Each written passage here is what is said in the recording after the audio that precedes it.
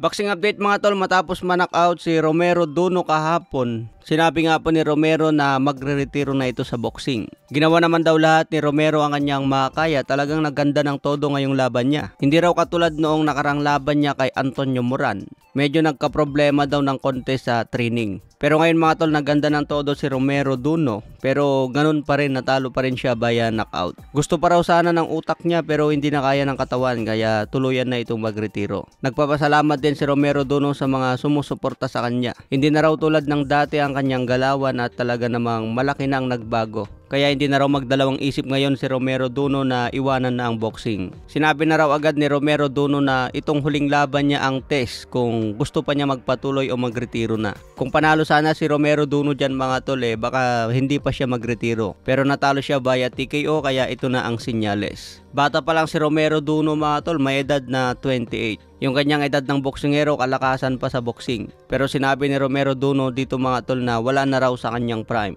May kartada si Romero Duno na 26 wins, 20 KOs at may 5 talo. Malaking epekto kay Romero Duno ang laban niya noon kay Ryan Garcia. Ito kasi ang unang talo niya via knockout, natapos pa sa round 1. Sa ibang banda naman, Teofimo Lopez at Canelo Alvarez tuloy pa rin ang training. Nag-sparring ulit ang dalawa at idaral naman ang ring movement. Talagang gustong matuto ni Teofimo Lopez sa mga style ni Canelo. Si Eddie Reynoso nga po ang nagtuturo ngayon kay Teofimo Lopez para mas mag-improve ang galawan. Tinuturo ngayon kay Teofimo Lopez ang counter puncher na malakas, defense and counter. Ngayong September 14 na po ang laban ni Canelo Alvarez kontra Edgar Berlanga.